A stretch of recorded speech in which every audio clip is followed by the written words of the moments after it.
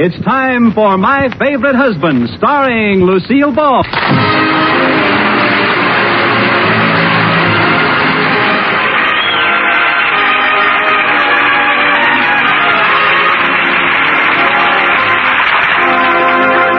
It's the new Gay Family series starring Lucille Ball with Richard Denning as Liz and George Cooper.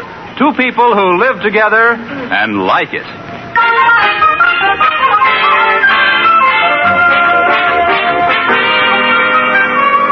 As we look in on the Coopers today, it is breakfast time. And at the table, a little domestic drama is taking place. George is engrossed in the morning paper, and Liz finds herself sitting there with no one to talk to. This, of course, is a scene which never happens in any other home. One thing about George, though, no matter how interested he is in the paper, when Liz speaks, he comes right to attention. George, you haven't kissed me this morning. George, I'm talking to you. George Cooper, do you want me to set fire to that paper? Yes, dear. All right, you ask for it. Liz, do you smell... Hey, the paper's on fire, Liz! Help me put it out! She's Liz!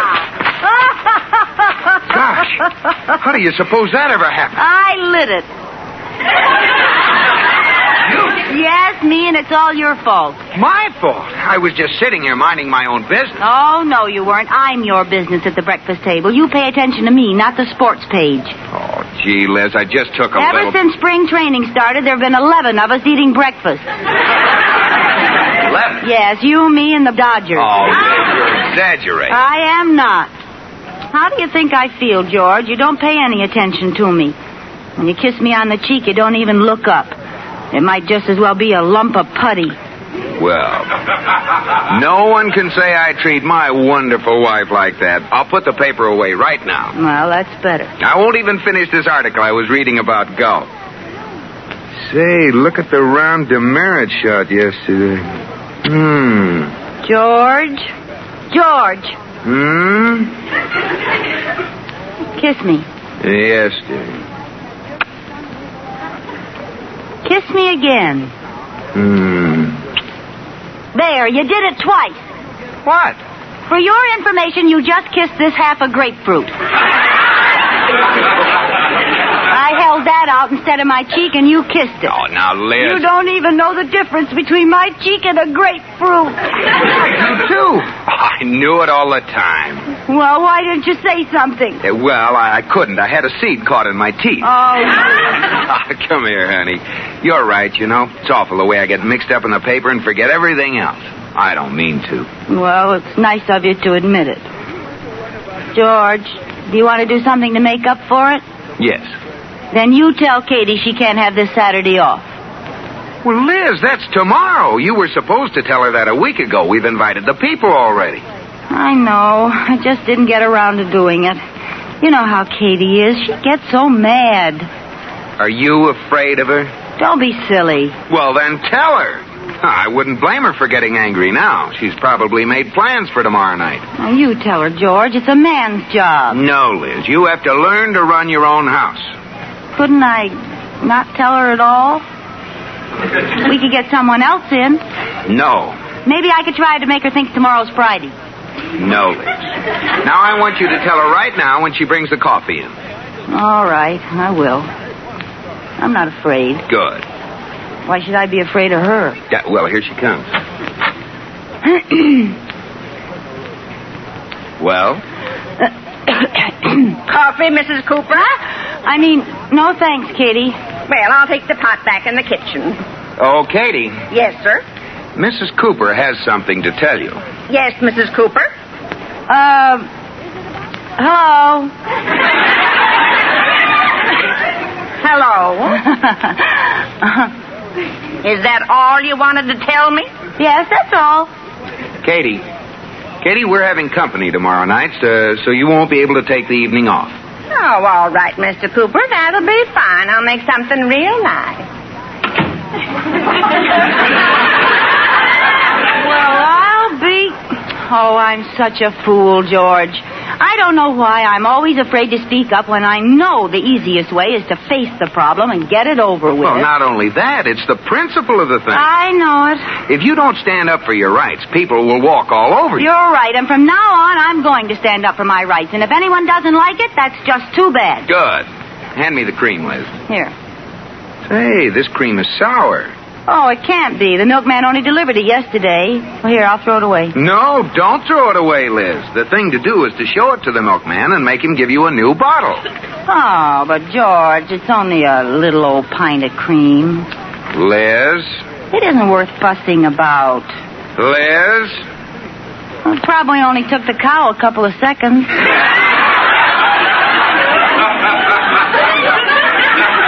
You never know it the way they charge for it. Well, you see, the expense comes in training the cows to sit on those little bottles. Well, bad jokes aside, it's the principle of this thing that counts. You've got to speak to the milkman and stand up for your rights. All right, George, I'll speak to him. That's my girl. I'd like to hear what you say to him. What time does he get here? Oh, he doesn't get here until late in the afternoon. Way, way late. Oh, too bad.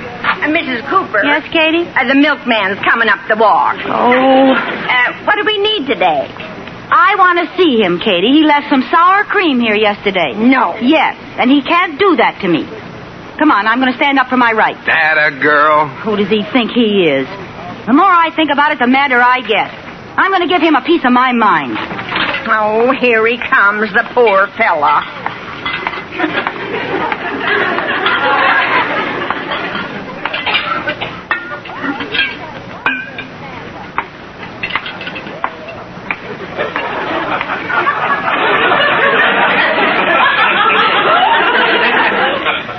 That's telling him, Liz.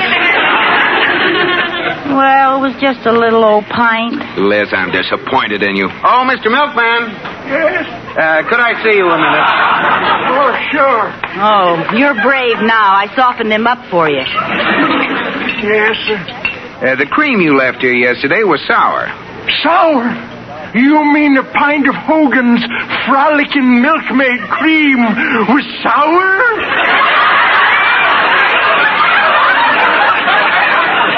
That's right. Oh, this is terrible. Oh, I shudder to think what Mr. Hogan's going to do to that cow that give that milk. Oh, what will happen? Tomorrow morning, that cow will get a milker with cold hands.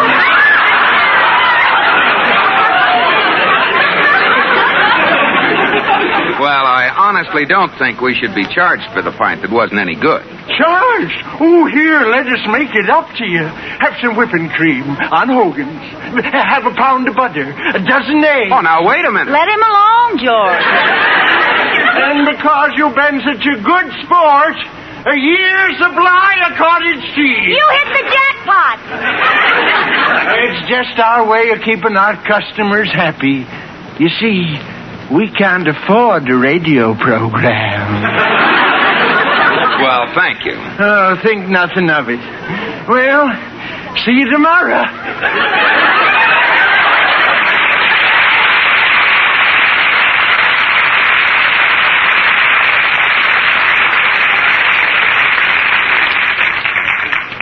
There, see how easy it was, Liz? Oh, George, I really learned my lesson this time. You'll see.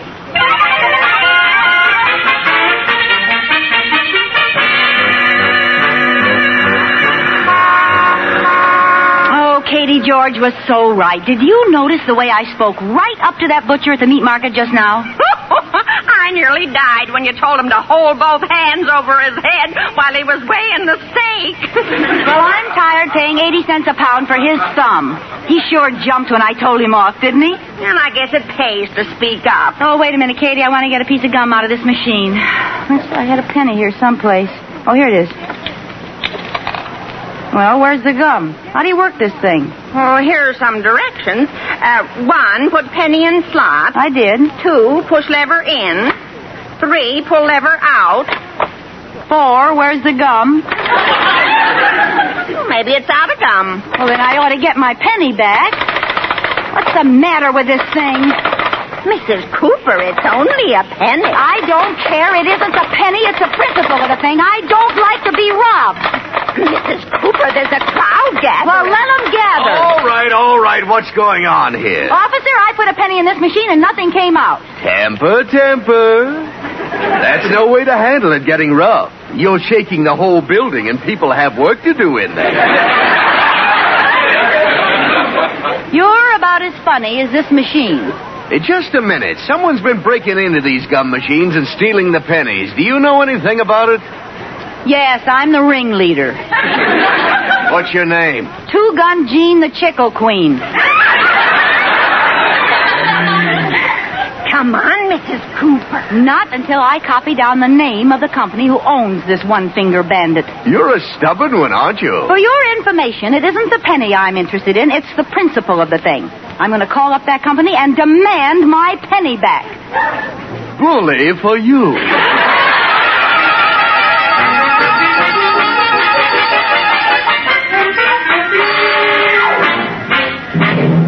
Mrs. Cooper, you're not really going to call that company, are you? I most certainly am. It isn't the money, Katie. It's the principle of the thing. I know. Here it is, the Ballyhoo Vending Machine Company, Sycamore 3450. And I hope you can get the line. I tried to call the cleaners this morning, and that Brooklyn blabbermouth was on the party line. Well, I hope she's off by now. So what's it to you, Eddie? What's it to you? Ah. She's still yakking, Katie. No. Yep, nasal Hazel herself. Listen, Rudy, I want to know how come you're dating other guys, hey? I thought we was going steady. Eddie, a girl with my charm can't be stingy. I gotta spread it around. It's the price I pay for having a personality with so many faucets.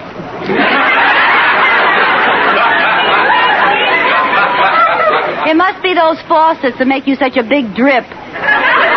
Who said that? I did. Look, will you please hang up? I'm in a hurry to use the phone. I thought so. Eddie, Miss Big Ears is here. Who's that? She's the one I was telling you about. Oh, the nosy dame with the dyed hair. Now, wait a minute. You've never seen me. How do you know my hair's dyed? I mean, what makes you think my hair's dyed? I listen on the phone, too, you know. I hear you ordering henna rinse by the gallon. That happens to be for my maid, Katie. My hair is black. From the sound of your voice, I believe it was polka dot. Oh. She makes me so darn mad. Why doesn't she get off? The gum machine company will close in a few minutes. Well, try again. Maybe she had a sudden attack of laryngitis. Oh, no such luck. I'll try, but I know it's hopeless. Frankly, Rudy, I don't see what you're seeing at Hyman Weissmussen you was out with last night. Well, for one thing, he shows me a good time, which is more than I can say for some people. Give me a for instance. Take last night already. Last night we went driving in the moonlight, and music was playing all the time, and we had delightful refreshments. So what? I could do that, too, if I had a good humor truck. Will you please get off the line? I only have a minute to make my call. You've been on here all day. Listen, the least you could do is to let me make a few calls. It happens to be my day off. Oh, really? When you're off, who sets up the pins at the bowling alley? Why, you dirty...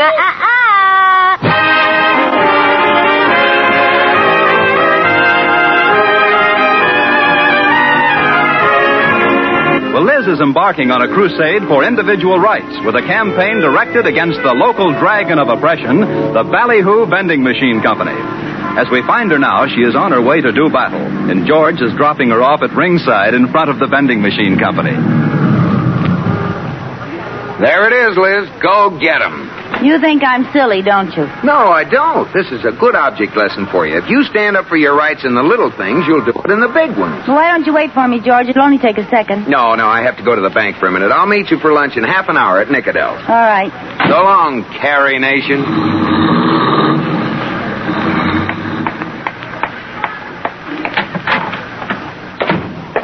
I'd like to speak to the president of this crooked gum machine company. Sorry, Mr. Ballyhoo is busy right now.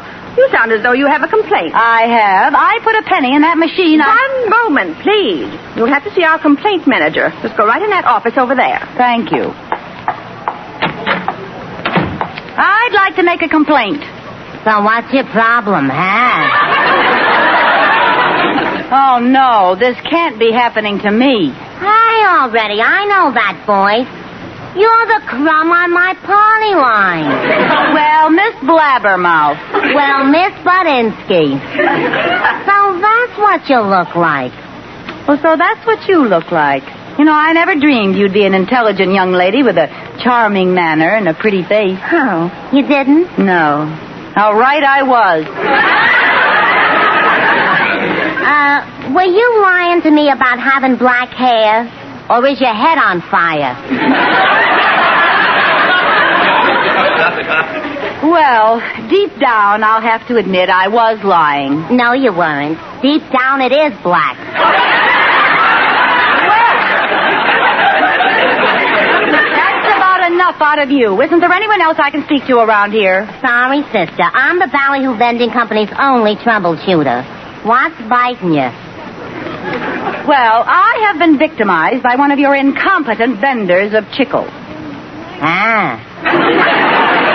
To put it into words you can understand, I was robbed, hey. You was, hey? I put a penny in one of your crooked machines and nothing came out. I'd like my penny back. Okay, if we've got your penny, you can have it back. You've got it, all right. Describe it.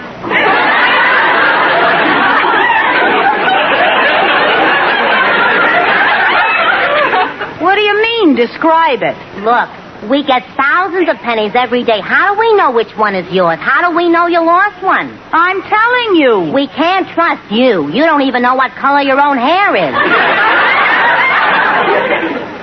It is your own, ain't it? All right, I'll describe the penny for you. It was round and made of copper, and it had a picture of Lincoln on it. Abraham? No, Nebraska. Why are you so in love with that penny? Did Lincoln give it to you personally? It's not the money, it's the principle of the thing. Are you going to give me my penny or not? I'm not empowered to dish out a penny to every deadbeat who comes in here and hollers his or her head off, as the case may be. You'll have to fill out a refund complaint. All right, let's fill it out and get it over with. Okay. Name? Big ears. Just a minute. That's Mrs. George Cooper. Address? 321 Bundy. Business? Sticking her nose into other people's. Look, I'll answer the questions if you don't mind. All right. Date of birth? Next question. Date of birth? 1923. My, you're big for your age, ain't you? Oh, why is that question on there anyway? It isn't. I just wanted to know. Oh! Next up, was the machine operated correctly? Certainly it was operated correctly. Do you think I'm a moron? One at a time. That's the answer to the next question. I've had enough of this runaround. You'll hear from my lawyer. Lawyer? Yes. I'm going to get that penny back if it takes the last cent I've got.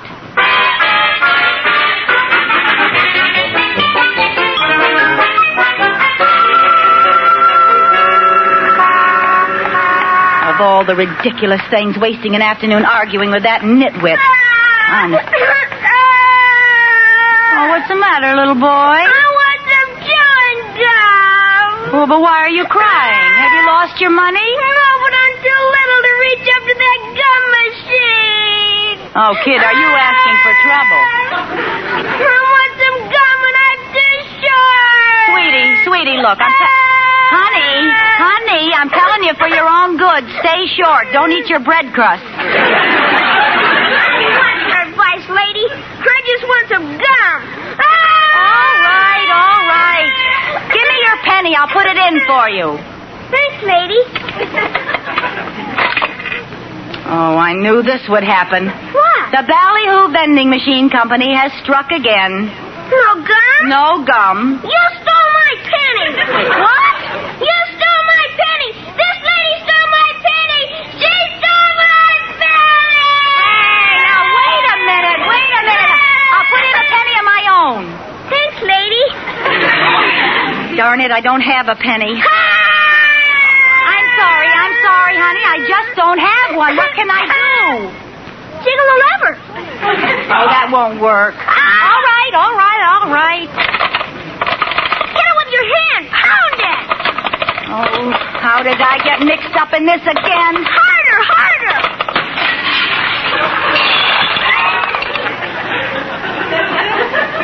Was that hard enough?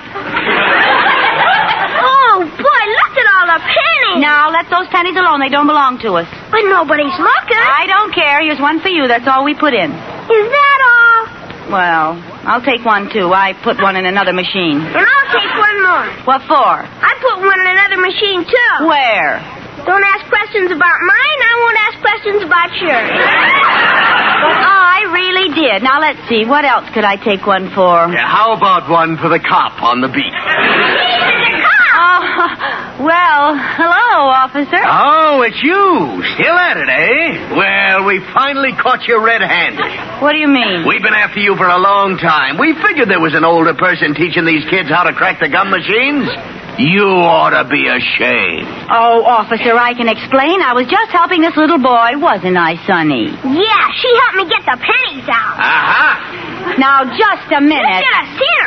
She ripped it off the wall and smashed it on the sidewalk. Why, you little stool pigeon. You keep talking, Sonny. Well, after she smashed the machine, she started dividing up the loot. What are you doing, turning state's evidence? Don't blame this sweet, helpless child. Huh? You're the one who's responsible for leading these innocent babes into a life of Oh, crime. now, wait a Nothing minute. you can say can make any difference. You're going to jail, Mrs. Fagan.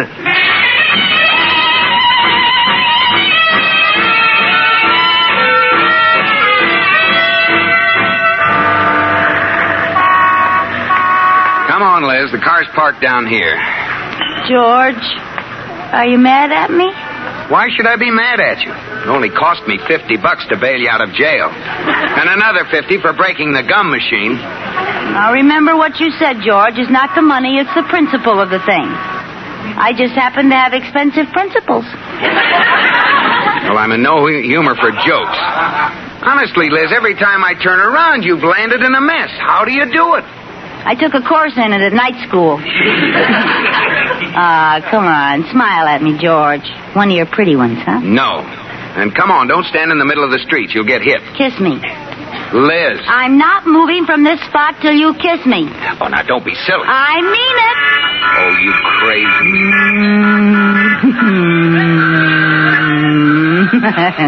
All right. Come on, George. Who can move? Come on. Okay. Oh, it's lucky I love you, or you'd never get away with things like this. Wait a minute. I want to get some cigarettes. Oh, George. Not out of the machine, please.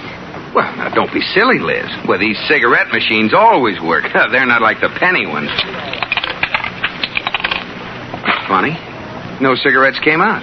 George, please, just forget it, huh? It can happen to the best of us. Well, not to me, it can't. George, don't jiggle the lever. It makes the machine mad, I'm telling you. Now, leave me alone, Liz. I put my good money in here and... What's going on? Oh, no. At it again, eh, Mrs. Fagan? I see you're using older boys now. You'll get a $1,000 fine for this. $1,000? Well, you don't understand, officer. I'm not working with this man that's hitting the machine. You're not? No, I never saw him before in my life. Liz, how could you do this to me? You're just a first offender, George. It isn't the principal thing, it's the money. Come on, the both of you!